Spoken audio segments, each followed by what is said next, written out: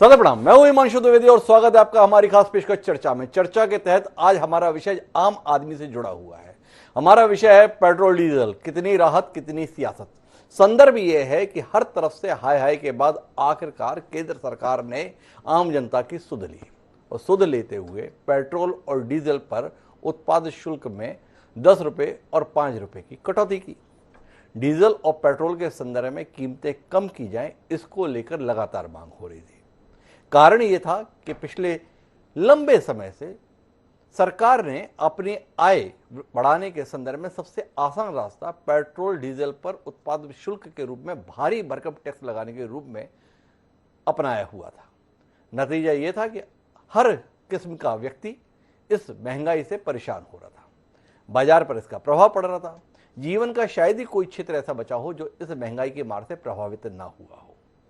हालत यह रही कि 1.5 साल के भीतर पेट्रोल के दामों में और डीजल के दामों में तकरीबन 30 से 40 रुपए का इजाफा हुआ। कुछ माननीय सांसद विधायकों ने इस किस्म के तर्क भी दिए कि वक्त के साथ लोगों की आमदनी भी बढ़ी है, तो इसके साथ में अगर कीमतें बढ़ रही हैं तो इसमें इतनी परेशानी क्या है।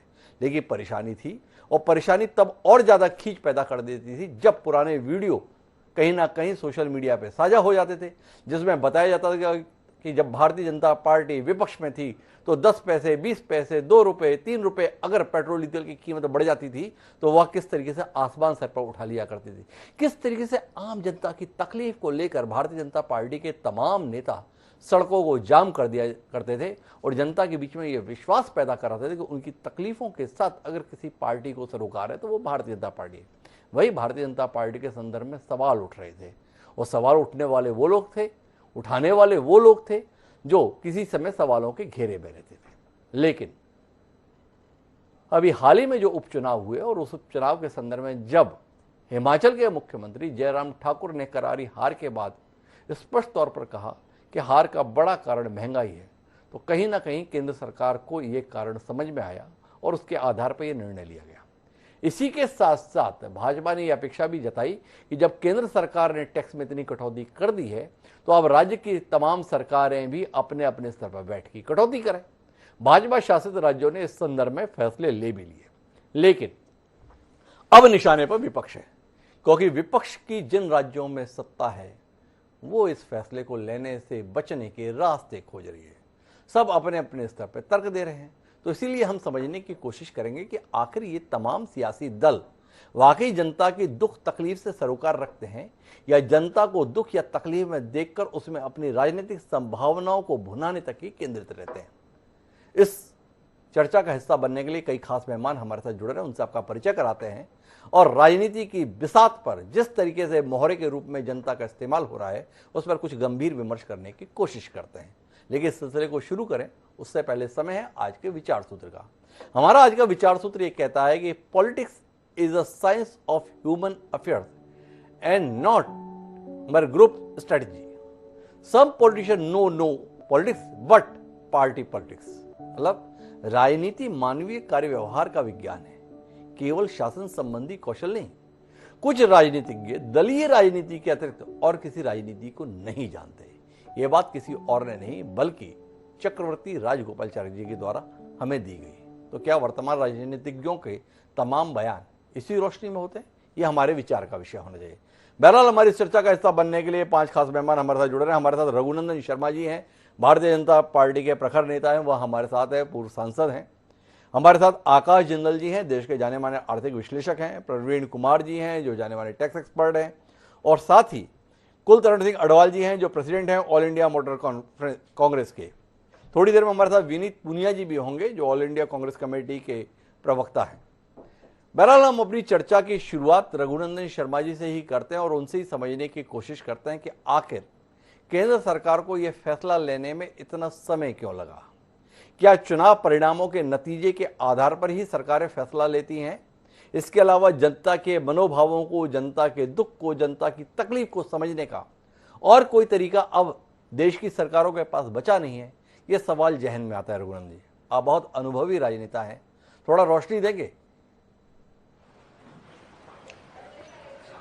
देखिए, जब कहीं किसी प्रकार की आलोचना करना हो तो आलोचना के लिए कोई न कोई तो कारण निकालना पड़ते हैं, खोजना पड़ते हैं।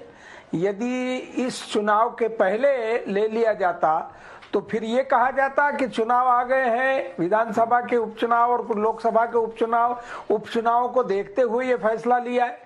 इसलिए जो कुछ भी फैसला जनता करे उसके बाद ये निर्णय लिया जाए। जी रघुनंदन जी, लेकिन आप अपने स्तर पर यह नहीं मानते हैं कि पिछले कुछ समय से शासन ने अपनी आय वृद्धि के लिए पेट्रोलियम पदार्थों को ही एकमात्र जरिया मान लिया और पेट्रोल डीजल की कीमतों में पिछले 1.5 साल में तकरीबन 40 रुपए का इजाफा हुआ। क्रूड ऑयल की कीमतें अंतर्राष्ट्रीय स्तर पर इस अनुसार नहीं बढ़ी जिस अनुसार देश में पेट्रोल डीजल की कीमतें बढ़ी। अचानक ऐसा क्या हुआ जिसके कारण से सरकार को लगा कि नहीं अब घटा देना चाहिए? कुछ आपने भी तो सोचा होगा कि आखिर यह फैसला अब क्यों हुआ? नहीं, मुझे तो ऐसा ही लगता है भाई जी। और मुझे ही नहीं, कई लोग जो देश के हित में विचार करते हैं जी, देश के विकास के बारे में सोचते हैं, वो सब यही इसी निर्णय पर पहुंचते हैं कि आखिर कहीं न कहीं से आमदनी का स्रोत तो चाहिए। यदि यहाँ नहीं तो और कहीं टैक्स लगाना पड़ता, तो टैक्स लगा करके टैक्स से ही सरकारें चलती है। हमारे देश में तो फिर भी ये टैक्स कम है, लेकिन मैंने इंग्लैंड में देखा है, अमेरिका में देखा है, वहां तो इतने भारी टैक्स लगे हैं कि वहां का सारा जो सरकार का और विकास का लग्जरी डेवलपमेंट है वो सब उन टैक्स से ही होता है। यानी व्यक्ति की आमदनी का 60% टैक्स देना पड़ता है जी। हमारे यहाँ तो उस तुलना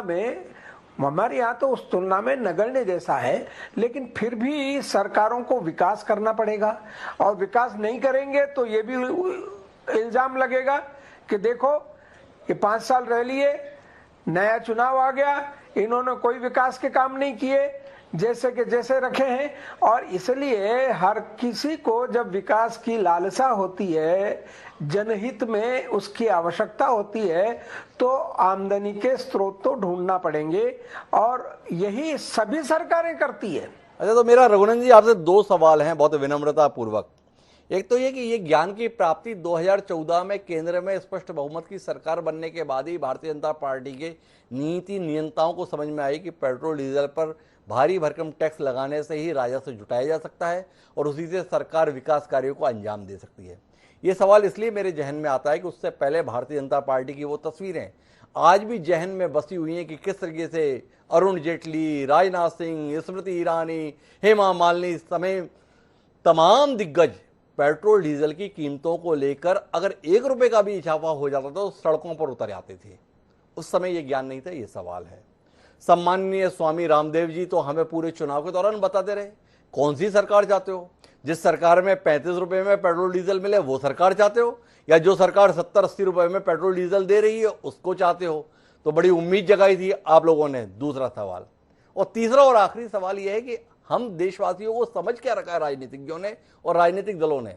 ये विपक्ष के तमाम दल और नेता पिछले 2 साल से हमें बता रहे थे कि देखो कैसे लूट मचा रखी है, किस प्रकार से केंद्र सरकार पैसा जुटाने के लिए आप पर भारी भरकम टैक्स लगा रही है। पर अभी जब केंद्र सरकार ने टैक्स घटाया तो साथ में भाजपा शासित राज्य नहीं सभी राज्यों से कहा कि आप भी अपने स्तर पर वैट की दरें कम करें। भाजपा शासित राज्यों ने तो कर दी, पर विपक्ष के जो 13 राज्य हैं किसी ने दर नहीं घटाई। क्या है ये? थोड़ा रघुनंदन जी आप तो दलीय राजनीति से परे भी बात कर लेते, इसलिए आपसे सवाल है। मैं आपका बिल्कुल सही कहना है और मैं ये कहना चाहता हूं कि जो हल्ला मचा रहे थे जी, डीजल बढ़ गया, पेट्रोल बढ़ गया, सरकार अंधी होकर के बढ़ाती जा रही है, जनता पिस रही है और डीजल पेट्रोल के कारण जो अन्य वस्तुएं हैं जो उससे संबंधित है, सहायक है, उन सब के दाम बढ़ रहे हैं। ये बिल्कुल सच है जी कि आज डीजल और पेट्रोल एक ऐसी चीज है कि इससे अनेक चीजें जुड़ी हुई है। आवागमन के साधन भी इस पर निर्भर है, यातायात इस पर निर्भर है और भी ऐसी वस्तुएं हैं जो कारखानों में उत्पन्न होती है, तो उन सब का संबंध डीजल पेट्रोल से होता है और इसकी ये बढ़ती है तो महंगाई बढ़ती है। तो महंगाई बढ़ना ये चिंता का विषय अवश्य है और विपक्ष का काम है कि इस चिंता को सरकार तक पहुंचाएं, विरोध करें और सरकार को कहें कि ये ठीक नहीं है। जब सरकार इनकी सुन लेती है और सरकार सुन करके इनकी बात के अनुसार, इनके कहे अनुसार दाम घटा देती है, तो आश्चर्य ये होता है कि उसमें से एक भी ये नहीं बोलता कि ये अच्छा किया। मांग है उनकी, घटाओ, चिल्ला रहे हैं, हल्ला बोल रहे हैं, लेकिन घटाया तो किसी ने ये नहीं कहा कि ये काम अच्छा किया, सरकार को धन्यवाद कि इन्होंने ये डीजल और पेट्रोल के दाम भले ही आंशिक घटाए हों, लेकिन राहत तो दी है, राहत देने का सोचा तो है। लेकिन जो चिल्ला रहे थे उनकी भी कई जगह सरकारें हैं, उनके मन में कोई दया भाव नहीं है, उनके दिल में ये सब नहीं है। इसका अर्थ ये है कि वो केवल दिखावटी कर रहे थे और जब हमने कर दिया है तो अब वो किस मुंह से हमको कुछ कहेंगे। हमारी सरकारों ने घटा दिया, केंद्र सरकार में हम बैठे, हमने केंद्र सरकार स्तर पर घटा दिया और वेट राज्य स्तर सरकारों पर, राज्य स्तरीय शासन करने वाले लोगों ने वेट घटा दिया। तो अब जब दोनों जगह से घटा दिया तो ये विरोध करने वालों की स्थिति क्या है? इसका अर्थ यह है कि वो केवल विरोध के लिए विरोध कर रहे थे, केवल विरोध के लिए विरोध कर रहे थे। रघुनंदन जी का मानना है कि हमने तो देखो आंशिक ही सही राहत दी तो सही। मुझे विनीत पुनिया जी के पास जाना है, लेकिन इस राहत के आंकड़े के मकड़ जाल को समझना चाहता हूं, इसलिए आकाश जिंदल जी के पास आना चाहता हूं। और जिंदल जी, इस एहसान के संदर्भ में, इस उदारता के संदर्भ में, इस जनता को दी गई राहत के संदर्भ में, बतौर आर्थिक विशेषज्ञ आप क्या सोचते हैं? कितना निहाल हो जाए हम इस देश और तमाम राज्यों की प्रदेश सरकारों पर, जिन्होंने आखिरकार इस देश की गरीब जनता की, आम जनता की चिंता कर ली है और ये राहत उपलब्ध कराई। डॉक्टर साहब, मैं ट्रैवल कर रहा हूं, इसलिए आपकी आवाज जो है पूरी तरह मुझे सुनाई नहीं दे रही क्वेश्चन। लेकिन बात यह है, मेरे हिसाब से रिलीफ बहुत ही पार्शियल रिलीफ है। देखिए, आज की तारीख में रिलीफ कहीं ज्यादा होना चाहिए था। जिस तरीके से इन्फ्लेशन हाई चल रहा है, मेरे हिसाब से अभी इकोनॉमी कोरोना से रिकवर नहीं हुई है। कोरोना की वजह से आम आदमी इंफेक्टेड है, आम आदमी का इनकम लेवल अभी भी डाउन है। तो मेरे हिसाब से रिलीफ दिया गया है, बट रिलीफ का क्वांटम बहुत बहुत कम है। रिलीफ इससे कहीं ज्यादा होना चाहिए था। दो एंगल से मैं निराश हूं। एक तो जो सेंटर ने एक्साइज का रिलीफ किया है उसका क्वांटम बहुत कम है। दूसरा, इससे पहले जीएसटी में लाने का एक सुनहरी मौका मिला था। जीएसटी में हाईएस्ट टैक्स मात्र 28% है, तो एक सुनहरी मौका था जब जीएसटी काउंसिल की मीटिंग थी, जब जीएसटी में इसको लाया जा सकता था। तब दुख की बात है कि सेंट्रल गवर्नमेंट और स्टेट सबने हमें निराश किया। डॉक्टर साहब, आप तो बहुत जर्नलिस्ट हैं, आप जानते हैं जीएसटी काउंसिल में सेंट्रल गवर्नमेंट के भी वोट्स हैं और स्टेट के भी हैं। हम लोग सांस रोक के वेट करते रहे कि इतने देर बाद जीएसटी काउंसिल में आई, इस बार पास हो जाएगी और जनता को रिलीफ मिलेगा। लेकिन दुख की बात यह है कि the entire political class failed अस। मेरे बीजेपी के मित्र यहाँ बैठे हुए हैं, कांग्रेस से भी बैठे हुए हैं। मुझे तो आज तक समझ नहीं आया, जब जीएसटी काउंसिल में जनता को रिलीफ देने का एक सुनहरा मौका आया था, तब हमारी निराशा। आकाश जी, काफी निराशा है कि वो ट्रैवल में, इसलिए उनकी बातचीत में हमें दिक्कत है। इसलिए बेहतर होगा कि मैं परवीन कुमार जी के पास चलूं, जो टैक्स एक्सपर्ट के तौर पे हमारे साथ में है। ये बात बहुत बार होती है परवीन कुमार जी, जीएसटी में पेट्रोल डीजल की कीमतों को ला दिए जाए। जीएसटी में ला भी देंगे और स्लैब बढ़ा देंगे तो हम क्या कर लेंगे? सवाल इस बात का है, अगर सरकार की मंशा इनके माध्यम से अपना खजाना भरने की है तो केवल वैट की जगह पे अगर उसे जीएसटी कह के पुकार लिया जाएगा तो राहत हो जाएगी क्या? ये देखिए, अब वैट नहीं वसूला जा रहा, जीएसटी ली जा रही है। समझना चाहता हूं आपसे। हमारे साथ में रघुनंदन शर्मा जी थे, वो हमें बता रहे थे कि देखो, दुनिया के अन्य देशों की तरफ देखो, वहां पे इससे ज्यादा टैक्स लगता है। इसलिए इस सौभाग्य को, इस उदारता को हमें समझना चाहिए और आभारी होना चाहिए। आपके पास तो बहुत लंबा तजुर्बा है, थोड़ा हमारे संदर्भ में, हमारी इस भाग्यशाली जीवन के संदर्भ में थोड़ा आपसे कुछ रोशनी मिले। परवीन कुमार जी, कितने भाग्यशाली हैं हम दुनिया की आबादी के बीच में, जो इतना सस्ता पेट्रोल डीजल हमारे हिस्से में आ रहा है?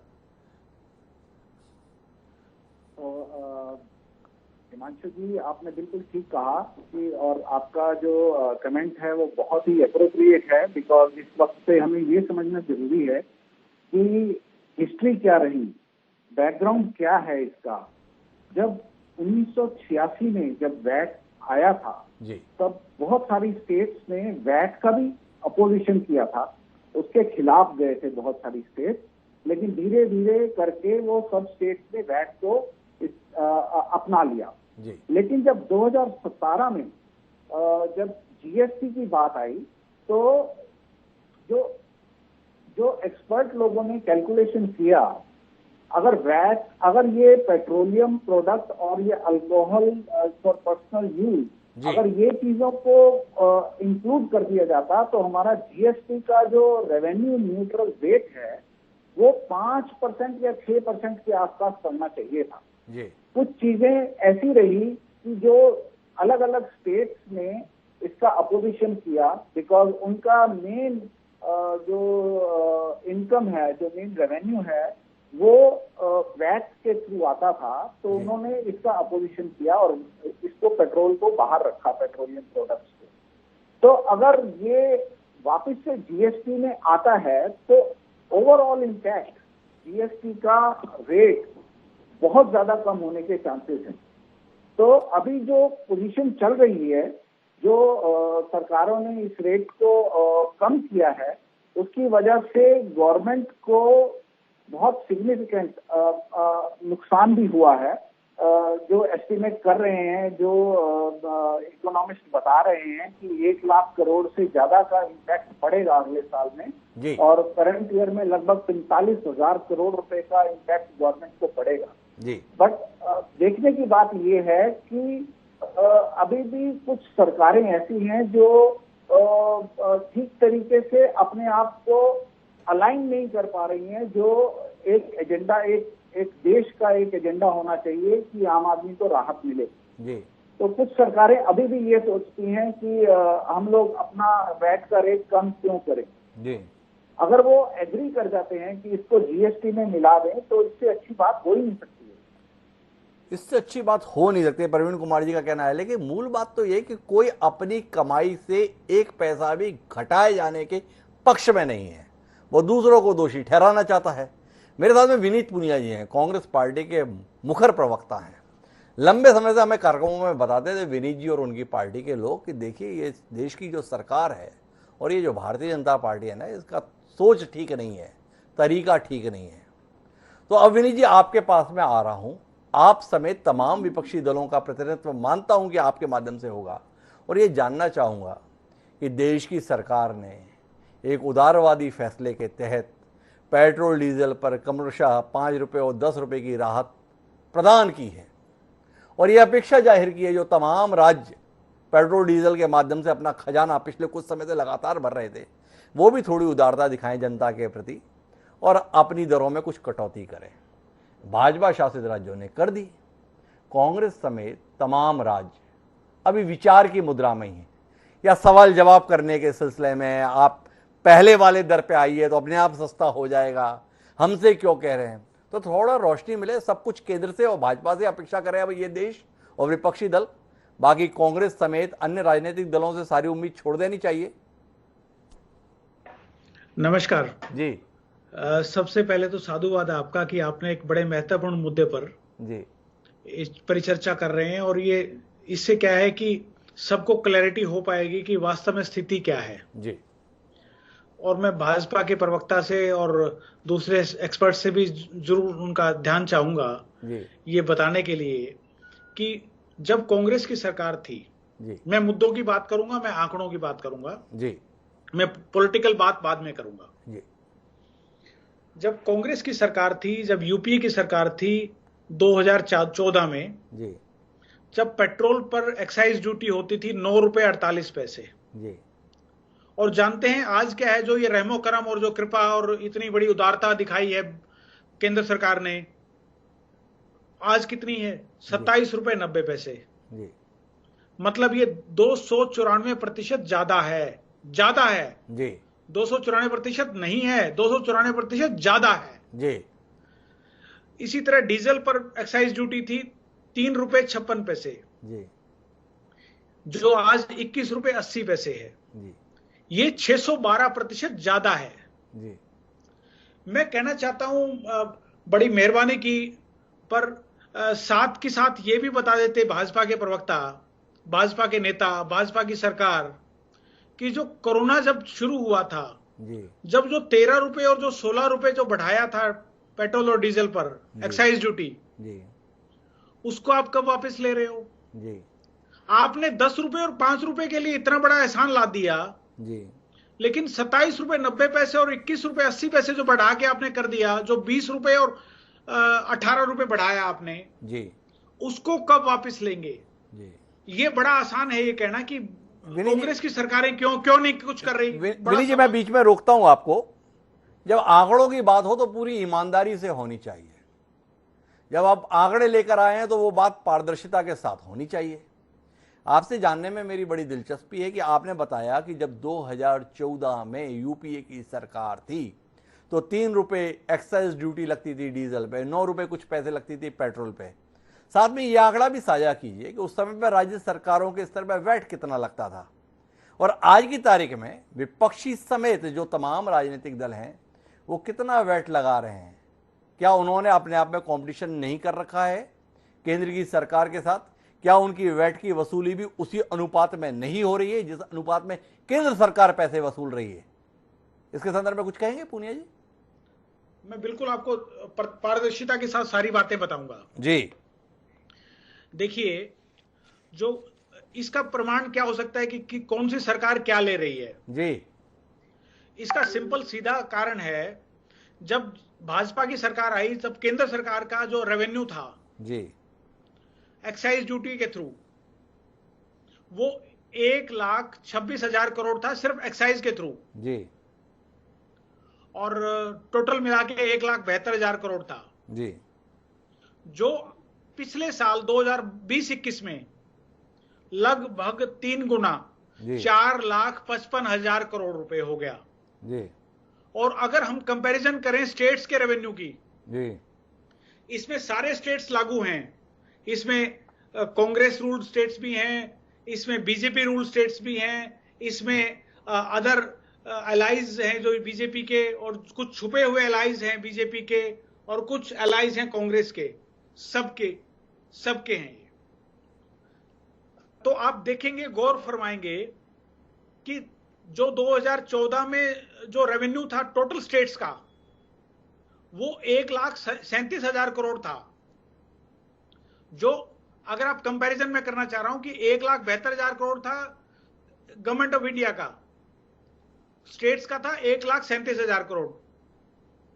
लेकिन वही जो रेवेन्यू था वो 4,55,000 करोड़ पे पहुंच गया, लेकिन स्टेट्स का रेवेन्यू 2,02,937 करोड़ रुपए है जी। तो मतलब आप समझ पा रहे हैं कि सिर्फ और सिर्फ 70,000 करोड़ रुपए बढ़ा स्टेट्स का, टोटल सभी स्टेट्स का। जी। इसमें उत्तर प्रदेश भी शामिल है, उसमें राजस्थान भी शामिल है, इसमें पंजाब भी शामिल है, सारे स्टेट्स। जी। 2,02,937 करोड़। और केंद्र सरकार का कितना है? 4,55,069 करोड़। जी। अब मेरी सिंपल सवाल का सिंपल जवाब दीजिए जी कि जिसने ज्यादा बढ़ाया है घटाना उसको चाहिए, या जिसने नहीं बढ़ाया उसको घटाना चाहिए? जी। स्वाभाविक रूप से जिसने बढ़ाया है घटाएगा तो वही। पर विनय जी, ये तो सवाल है आपसे बहुत ईमानदारी के साथ में कि 23 राज्य हैं इस देश के और केंद्र शासित प्रदेश जिन्होंने वैट केंद्र सरकार के आग्रह के बाद घटा दिया, और कांग्रेस शासित सरकार समेत 13 विपक्षी राज्य वो वैट की दर घटाने के लिए तैयार नहीं है। आपके बेहद अनुभवी, बेहद सक्षम मुख्यमंत्री अशोक गहलोत जी, इस देश में सारे राज्यों में सर्वाधिक दर से वैट वसूली कांग्रेस शासित राजस्थान में हो रही है। पेट्रोल के संदर्भ में 36%। कुछ कहेंगे विनीत पुनिया जी? जनता के हितों के लिए, जनता के दुख के लिए, जनता की पीड़ा के लिए आपके सम्माननीय राहुल गांधी जी, प्रियंका गांधी जी रोज सुबह ट्वीट करते हैं, अपने मुख्यमंत्री को निर्देश दे पाने में क्यों सकुचा रहे हैं? थोड़ा रोशनी दीजिए ना। ये 2 लाख करोड़ और 4 लाख करोड़ की बात तो छोड़ दीजिए, जो सीधी सीधी बात है, इस सबसे ज्यादा मुनाफा वसूली टैक्स के रूप में राजस्थान की सरकार कर रही है देश के संदर्भ में, और ऐसे सवालों से विनीत पुनिया जी को रूबरू होना पड़ रहा है। कुछ करना नहीं चाहिए? देखिए, मैं पहली बात तो स्पष्ट कर दूं, आपने कितना बताया राजस्थान में? 36% है पेट्रोल पे वैट।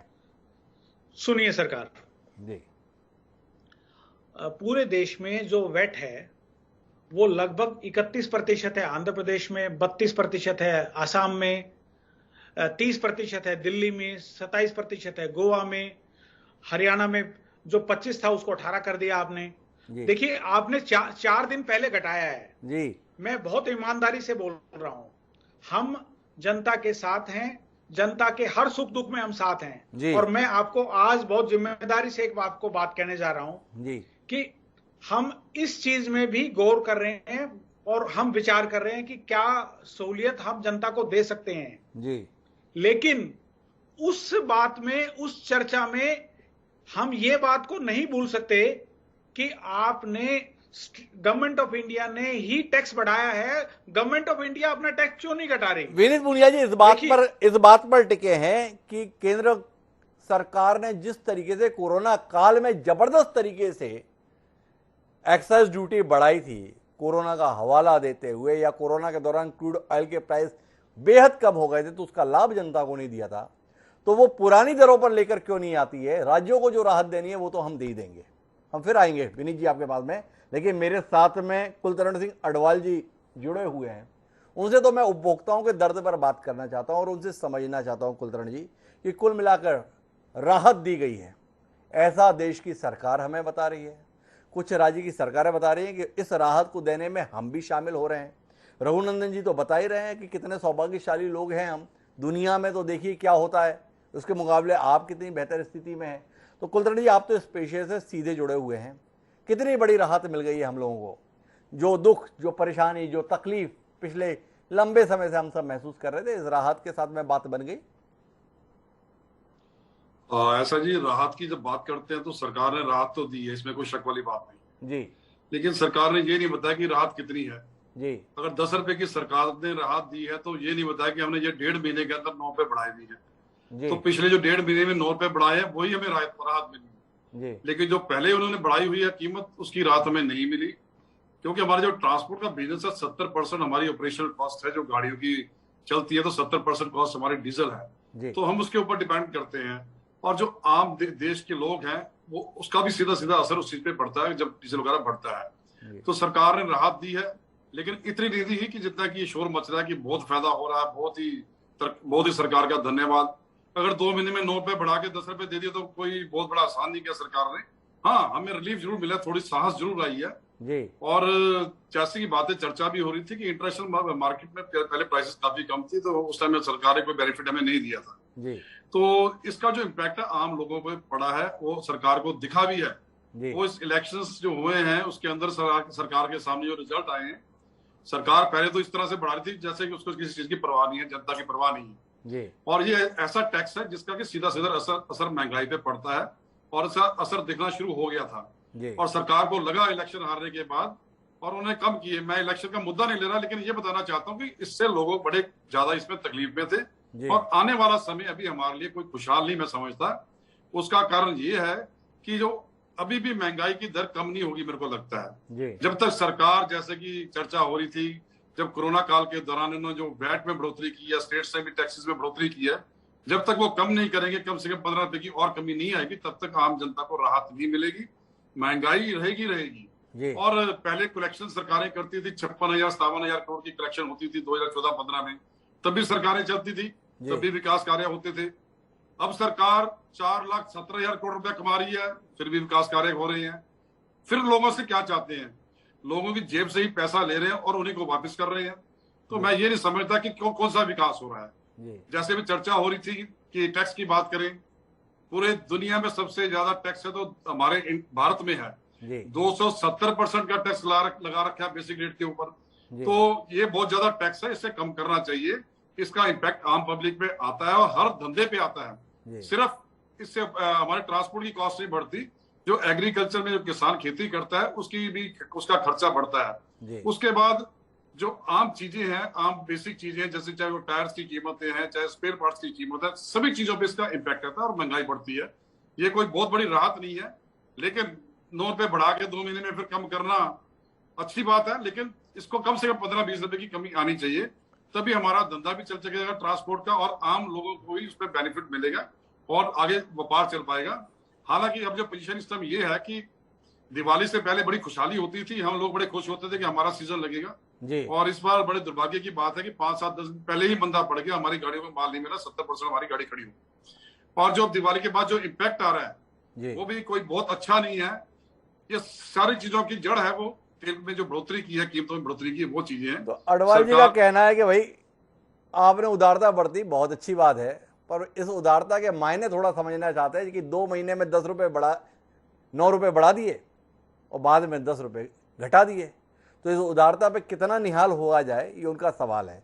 मैं रघुनंदन जी के पास आना चाहता हूँ, लेकिन विनीत पुनिया जी को हस्तक्षेप कर जा रहे हैं, एक बार उनका हस्तक्षेप सुनते हैं, फिर रघुनंदन जी से बात करने के लिए कुछ गंभीर सवाल है।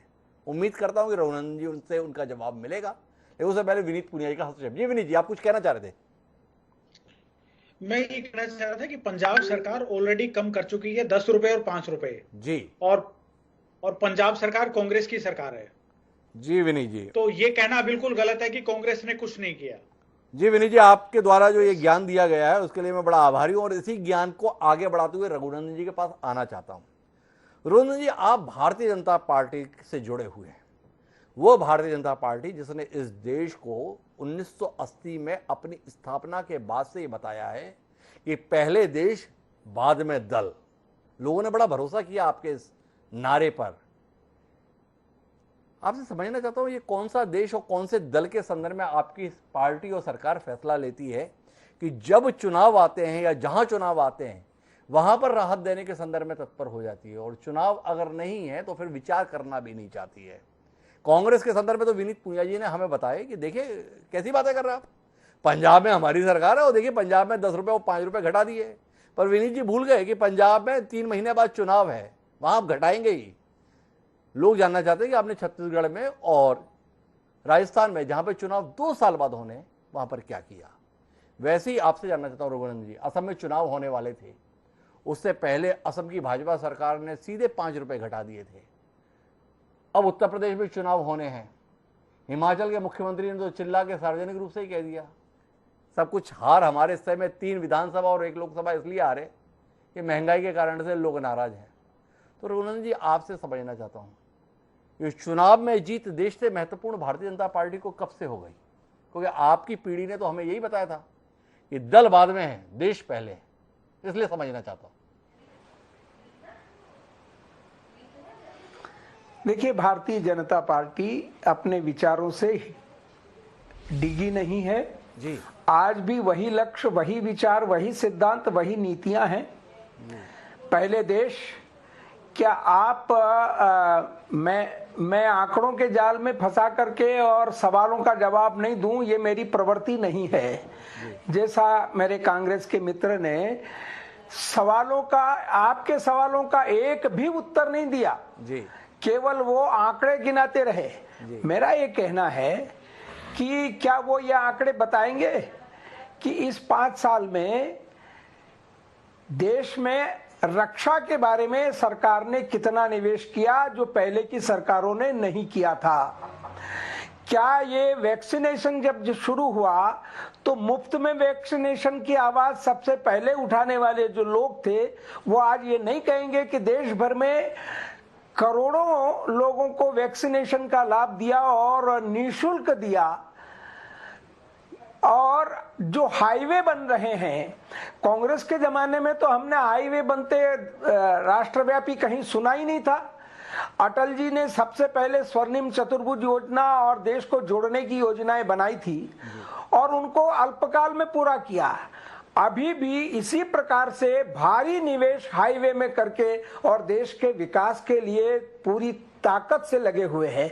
तो ये जनहित का मुद्दा भी है, लोगों की जान बचाना और उनको निःशुल्क प्रेरणा देकर, निवेदन करके और उनको वैक्सीनेशन के लिए लाभान्वित करना ये जनहित का मुद्दा है, तो राष्ट्रहित का मुद्दा ये है कि हाईवे बन रहे हैं देश भर में, नए हाईवे बन रहे हैं इस कोने से उस कोने तक और अच्छे स्तर के।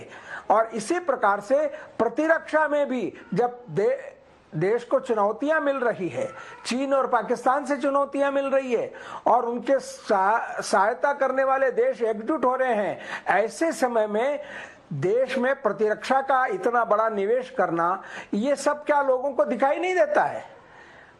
आपने बड़ी ज्ञान की बात कही है, लेकिन मैं विनम्रता पूर्वक आपसे थोड़े प्रति प्रश्न करना चाहता हूं।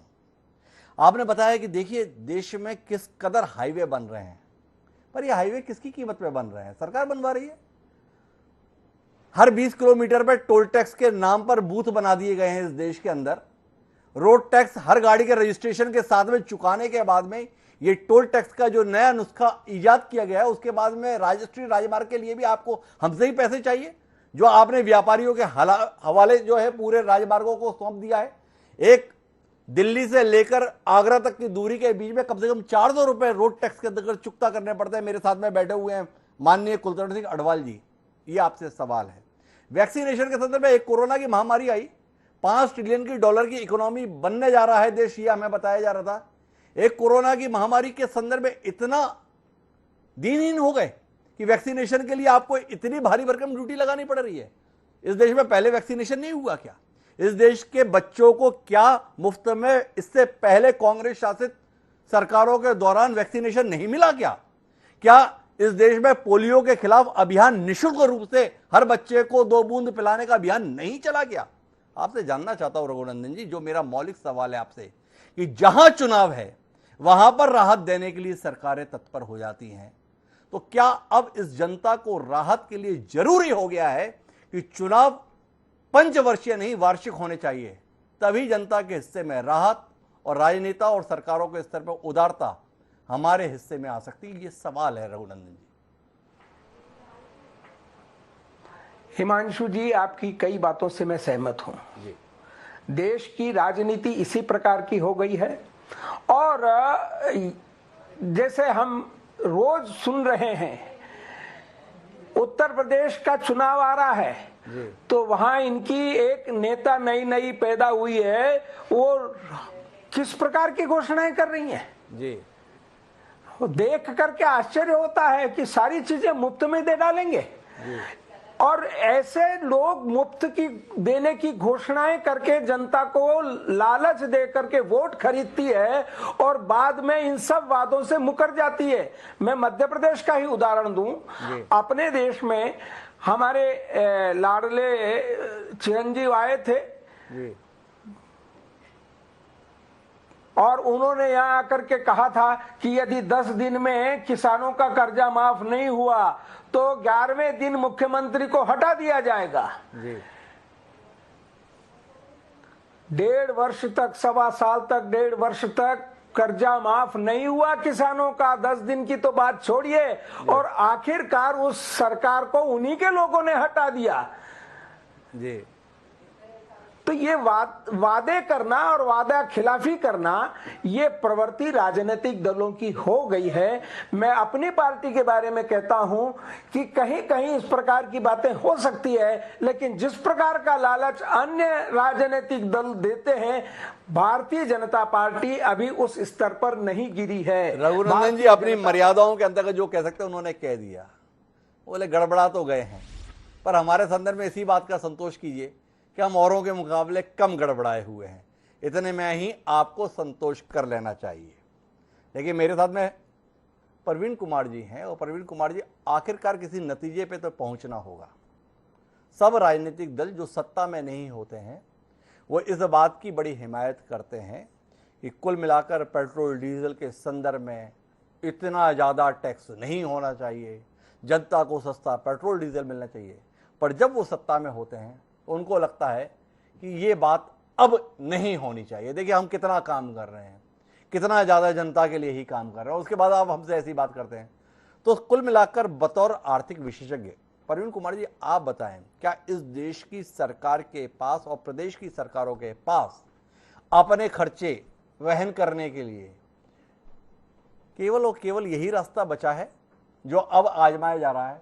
और इससे पहले जो 63 साल सरकारें चली थी, उन्हें चलाने वाले लोग ना समझ थे, समझ की कमी रखते थे। जो डीजल पे सब्सिडी दिया करते थे, पेट्रोल के संदर्भ में दरें कुछ कम रखा करते थे। तो थोड़ा आपसे जानकारी मिले कि ये ज्ञान प्राप्ति जो वर्तमान दौर की है, क्या है सच? ये बताना चाहूंगा हिमांशु जी, दो पॉइंट ऑफ व्यू से, दो तरीके से मैं आपकी बात को रखना चाहूंगा जी। पहली बात, एक आम आदमी अगर 100 रुपया कमाता है तो उसमें से 30 रुपया उसका इनकम टैक्स लग जाता है। बाकी 70 रुपया वो जो खर्च करता है, उसमें 70 रुपए में से मान लीजिए कि वो 20 रुपया पेट्रोल और डीजल पे खर्च करता है और उसका आधा हिस्सा वो फिर टैक्स दे रहा है जी। पहले वो अपनी इनकम पे टैक्स देता है, फिर वो पेट्रोल भरवाता है उस पे टैक्स देता है, फिर वो कोई चीज खरीद के लाता है उस पे भी टैक्स देता है। तो आप ये देखिए कि मैं इस टाइम राजनीति और उन दलों की बात नहीं कर रहा हूँ। एक आम इंसान को जब ये पेट्रोल या डीजल के रेट के अंदर टैक्स की राहत मिलती है तो वो सीधा उसकी जेब में जाता है पैसा, ये उसकी सीधी सेविंग है। तो कोई भी राजनीतिक दल हो, उसको ये चीज ध्यान रखनी चाहिए कि एक आम इंसान के लिए, एक मामूली आदमी के लिए ये जो इनडायरेक्ट टैक्स है, ये जो एक्साइज और वैट है, इसमें अगर वो राहत मिल रही है तो राहत को आगे आम इंसान को देनी चाहिए। अगर वो जरूरत से ज्यादा टैक्स चार्ज करते हैं तो ये एक आम इंसान के ऊपर सीधा सीधा इफेक्ट करती है। मैं आपको बताता हूँ, सितंबर 2008 में क्रूड ऑयल का जो रेट था, ग्लोबल रेट, जो पूरे संसार के अंदर जो क्रूड ऑयल का रेट था वो सबसे ज्यादा था। उसके बाद अब जाके 2021 के अंदर अब ये रेट बढ़ना फिर से शुरू हुआ है, जो लगभग $85 पर बैरल के हिसाब से आ गया है। उस टाइम पे 150 से ऊपर चला गया। अगर सरकारें अपने पैसे कमाने के लिए, अपने और खर्चे करने के लिए, जो कि चाहे वो इंजेक्शन लगवाने हैं, टीका लगवाना है या कोई और सड़कें बनवानी है, उसके लिए जो पैसा कलेक्ट करती है गवर्नमेंट, जो सरकार पैसा इकट्ठा करती है, अल्टीमेटली वो आम इंसान की जेब से ही निकलता है। अगर आप कहते हैं कि अगर लोन माफ कर दिए गए तो वो लोन माफ करने का पैसा कहां से आता है? वो आपके और हमारे टैक्स में से ही जाता है। तो ये हो गया पहला मुद्दा, जिसके पॉइंट ऑफ व्यू से मैं कहना चाहता हूं कि एक आम इंसान, एक आम आदमी, वो उसको बहुत फर्क पड़ता है जब ये जितना भी रिलीफ मिलता है, तो चाहे वो केंद्र सरकार हो, चाहे वो स्टेट की सरकार हो, अगर वो दे सकते हैं, अगर वो रिलैक्स कर सकते हैं उस कीमत को, तो उनको जितना कम हो सके उतना करना चाहिए। दूसरी बात मैं ये कहना चाहता हूं कि जो हिंदुस्तान में पेट्रोल के प्राइसेस हैं, ऐसा नहीं है कि बाहर के देशों में पेट्रोल के प्राइसेस इससे ज्यादा हैं, ज्यादा नहीं है। हांगकांग में 170 रुपए प्रति लीटर पेट्रोल का रेट है, लेकिन दूसरी तरफ अगर आप ईरान या दूसरे देश सीरिया में चले जाएं तो वहां वो 1 रुपए के आसपास का रेट है, क्योंकि वहां का मेन प्रोडक्ट है। तो हम लोगों को इस चीज का ध्यान रखना चाहिए कि जो भी इनडायरेक्ट टैक्स में सेविंग होती है वो एक आम इंसान की सीधा जेब में जाता है पैसा, और उसका डायरेक्ट इम्पैक्ट इन्फ्लेशन पे पड़ता है। अगर आपकी जेब में पैसा है तो आप पैसा खर्च करेंगे, जो कि देश की आर्थिक उन्नति में सहायता करता है। तो ये डायरेक्ट और इनडायरेक्ट टैक्स का जो चक्कर है, तो एक तरफ मैंने डायरेक्ट टैक्स पे कर दिया, उसके बाद मैं इनडायरेक्ट टैक्स भी पे कर रहा हूँ, और उसके बाद जो मैं चीज खरीदने जा रहा हूँ उसमें अलग टैक्स दे रहा हूं। कुल मिला के आम आदमी टैक्स के बोझ से बेहाल हो रहा है। लेकिन मैं वापस विनीत पुनिया जी आपके पास रुक करता हूं। आप पहले चरण में बता रहे थे कि देखिए ऐसा मत समझिए, हम भी कर रहे हैं, और पंजाब में देखिए हमने करके दिखाया, रघुनंदन जी ने तो मान लिया कि कुछ गड़बड़ है, पर आप लोगों के मुकाबले गड़बड़ नहीं है। कुछ कहेंगे विनीत जी, आप इतने गड़बड़ क्यों हैं? गड़बड़ है, बहुत बड़ी गड़बड़ है। रघुनंदन शर्मा जी ने पार्टी का अनुशासन में कुछ रहते हुए कुछ मांग लिया कि गड़बड़ है, लेकिन सच्चाई ये है कि बहुत ज्यादा गड़बड़ है और उस गड़बड़ को भाजपा को तुरंत सुधारना चाहिए। और मैं इस बात को कह रहा हूं कि उन्होंने जो बोला, विनीत जी बीच में विनम्रता पूर्वक रोक रहा हूं, भाजपा की गड़बड़ पर तो आप जितना चाहे उतना लंबा बोल सकते हैं, पर अभी तो सवालों के घेरे में आप भी हैं। कितनी दमदारी से आपने बताया हमें कि देखिए पंजाब में हमने घटा के दिखाया, पर विनीत जी क्यों नहीं बोल पाए? देखिए हमने छत्तीसगढ़ और राजस्थान में भी घटा दिया, इसके संदर्भ में क्यों नहीं बोल पा रहे विनीत जी? राहुल गांधी जी जो रोज ट्वीट करते हैं, क्यों नहीं ट्वीट कर पा रहे कि 3 राज्यों में हमारी स्पष्ट बहुमत की सरकार है और मैंने निर्देश दिया है उन सरकारों को कि आप आम जनता को राहत दें और वैट की दरें घटाएं? क्यों ठिठक जा रही हैं राहुल जी की उंगलियां? क्यों प्रियंका जी कुछ कह नहीं पा रही हैं? सवाल आता है जहन में। जो रोज हमारी चिंता कर रहे हैं, रोज हमारे साथ खड़े होने का दावा कर रहे हैं, 4 दिन बीत गए, अभी तक हमारे लिए कोई फैसला नहीं करा पाए।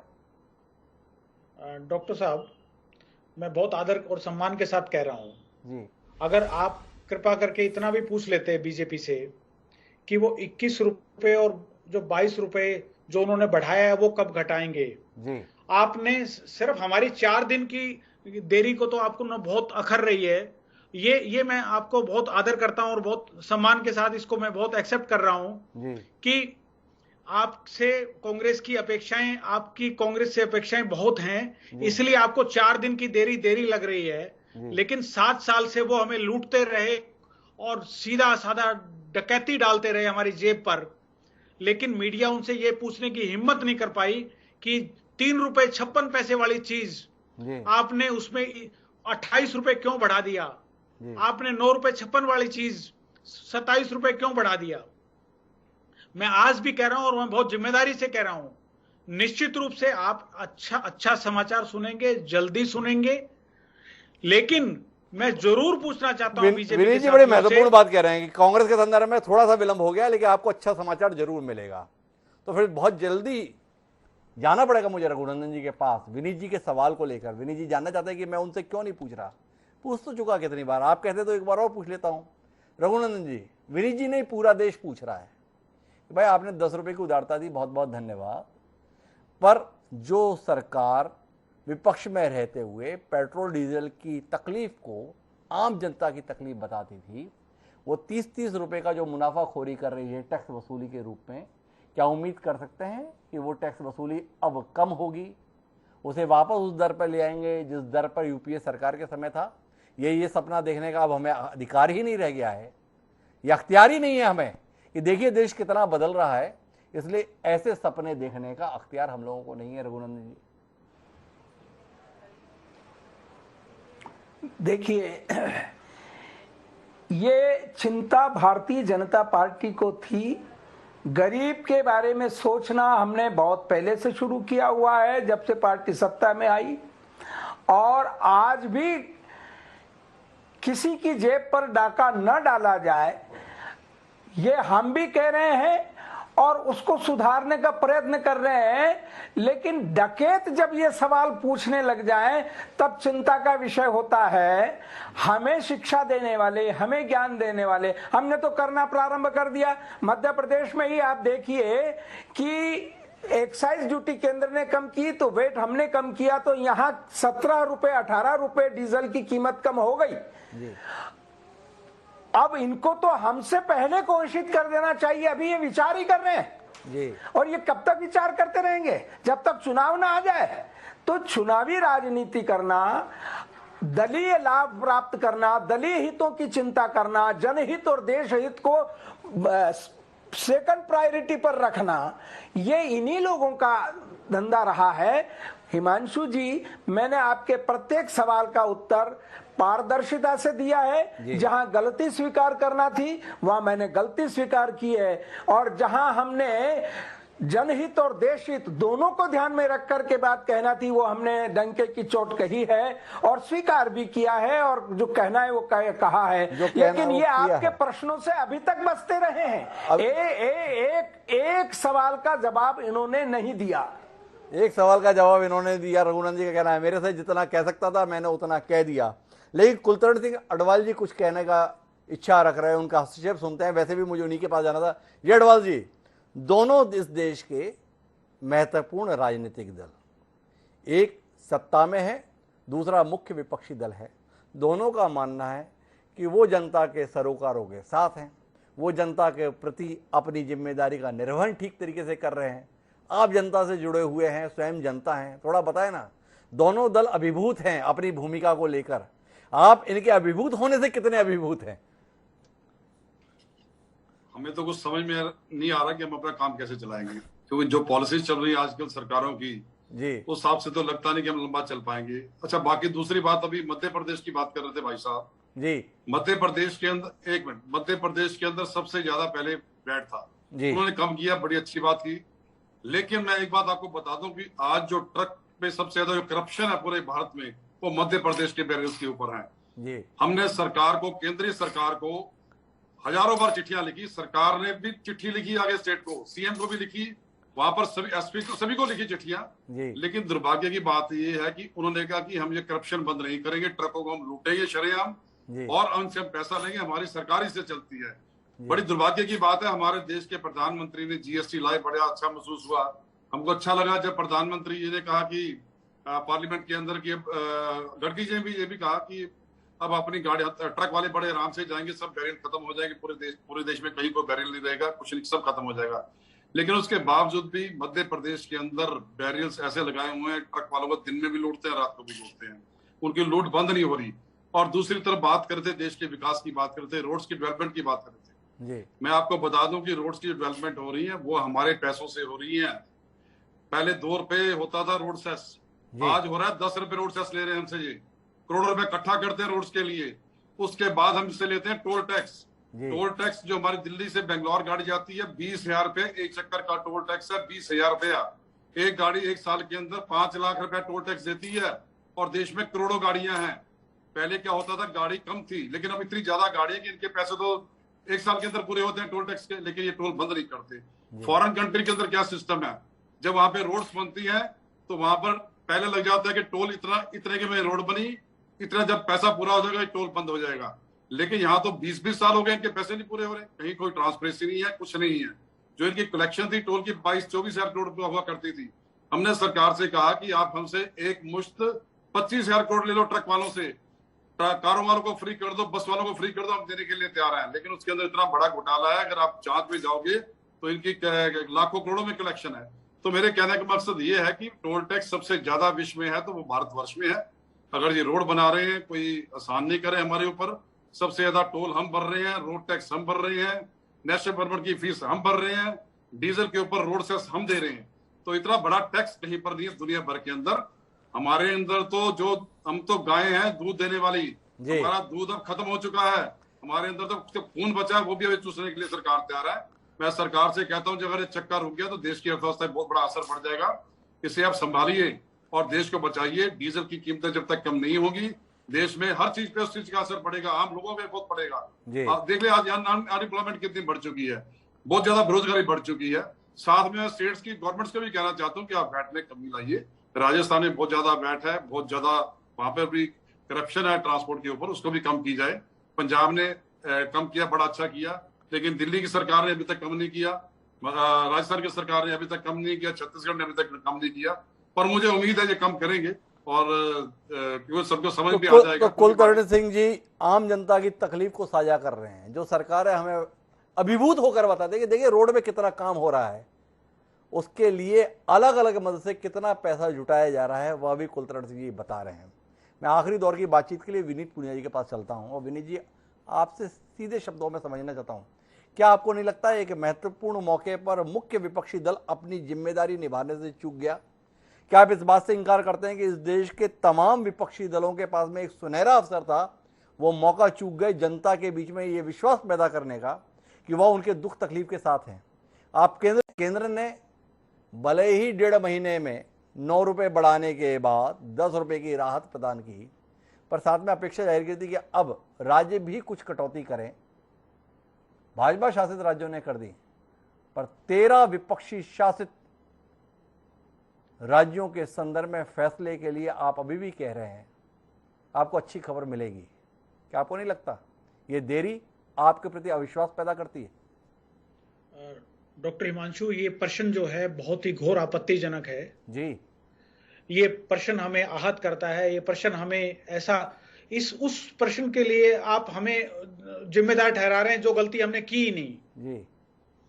मैंने आपको एक बहुत महत्वपूर्ण आंकड़ा बताया था, मैं सिर्फ अब राजस्थान का आंकड़ा बता रहा हूं जी। उससे ज्यादा क्लैरिटी आपको आ पाएगी। पिछले 3 साल में केंद्र सरकार का सेंट्रल एक्साइज से रेवेन्यू डबल से ज्यादा हो गया, ट्रिपल हो गया। और राजस्थान की जो आपने एग्जांपल दिया है, मैं इसलिए उसको उद्धृत कर रहा हूं। राजस्थान सरकार ने का रेवेन्यू जो था पेट्रोल और डीजल से जो टैक्स आता था जी, जो 12,094 करोड़ था, सिर्फ 12,000 करोड़ रुपए, वो आज 13,000 करोड़ रुपए है, जो कि नेचुरल फ्लो है। मतलब पिछले 3 मुझे साल लगता है में विनीत पूजा जी विनम्रता के साथ में कि आपको अपने आंकड़ों पर दोबारा दृष्टि डालने की जरूरत है। पूरे देश में इस बात को लेकर सवाल है कि राजस्थान सरकार ने पेट्रोल डीजल के संदर्भ में अन्य राज्यों के मुकाबले इतना ज्यादा टैक्स की दर क्यों लगा रखी है। आप स्वयं हमसे साझा कर रहे थे कि 31% दर है और राजस्थान की 36%। देश के आंकड़े के अनुसार ही वो आगे है। जो विपक्षी दल लगातार जिम्मेदारी के साथ ये भूमिका निभा रहा हो कि देखिए कठिनाई के इस दौर में इतनी ऊंची दरें ठीक नहीं है, उसे मिसाल बनना चाहिए, उसे उदाहरण बनना चाहिए, उसे नजीर बनना चाहिए, ताकि अन्य राजनीतिक दल और मुख्य सत्ताधारी दल विवश होता आपके आचरण को देखकर, आपके कदम को देखकर। आपकी पार्टी के लिए विचारणीय विषय होना चाहिए। आपको मेरा प्रश्न नाजायज लग सकता है, उससे ऐतराज नहीं, लेकिन कुल मिलाकर ये उम्मीद आपके नेताओं ने ही पिछले कुछ समय में हमारे जहन में पैदा की। अब जब उम्मीद जागी है तो उसे पूरा करने के संदर्भ में फैसला क्या लेना है, ये तो बारी आपकी है। लेकिन कुल मिलाकर इतना तय है कि पेट्रोल डीजल की कीमत के संदर्भ में जो कटौती हुई है वह पर्याप्त नहीं है। इसे शुरुआत माना जा सकता है, अंत नहीं। लोगों की तकलीफ ज़्यादा है। सरकार को अपनी आय के कुछ और विकल्प खोजने चाहिए, लेकिन आम जनता को जिससे सीधे तकलीफ हो रही है उसके संदर्भ में अपने मन को और अधिक उदार करना चाहिए, चाहे वो सरकार केंद्र की हो या राज्य की। इतनी ऊंची कीमतें ना तो आम जनता के लिए बेहतर है, ना देश की अर्थव्यवस्था के लिए। उम्मीद है जो सत्ता में बैठे हुए लोग हैं वो शॉर्टकट के स्थान पर कोई दीर्घकालीन रणनीति के साथ पे व्यवहार करेंगे और आम आदमी को इन तकलीफों से निजात दिलाने के लिए कोई उपक्रम करेंगे। आप सभी मेहमानों का बहुत बहुत धन्यवाद एक सार्थक चर्चा का हिस्सा बनने के लिए। समझने का विषय है, देखें मानने के स्तर पर कब लौट कर आते हैं, लेकिन अब समय है आज के शेर का। हमारा आज का शेर इस समझने समझाने को ही समर्पित है, जो ये कहता है कि समझने ही नहीं देती सियासत हमको सच्चाई, समझने ही नहीं देती सियासत हमको सच्चाई। कभी चेहरा नहीं मिलता, कभी दर्पण नहीं मिलता। किसने लिखा ये तो हमें नहीं पता, लेकिन जो लिखा वो वर्तमान हालात पर बेहद मुफीद है। तकलीफ किसके द्वारा है और तकलीफ किसको है साफ साफ पता है, पर जिम्मेदारी लेने के लिए कोई तैयार नहीं होता। देखें जिम्मेदार लोग कब जिम्मेदारी लेंगे। पर अब मुझे दीजिए, कल फिर मिलेंगे नए विषय के साथ। सादर प्रणाम।